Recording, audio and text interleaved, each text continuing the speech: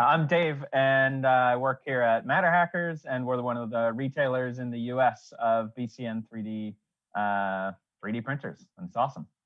The thing I appreciate most about working within the 3D printing community is that we're able to assist so many people in such a variety of applications, whether it's automotive, teachers trying to introduce it to students, hobbyists, working from their garage here with a 3D printer, um, myself with two young kids. It's even really cool to just kind of fire up the 3D printer and create something that didn't previously exist and show them how that can be done in the world. But professionally, there's so many things that are being done in medical, with COVID-19 sort of making its way across the world.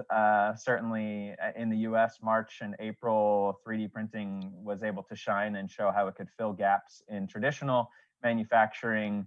As that was getting spun up, 3D printing could help fulfill some of the PPE and other things that were, needed at the time.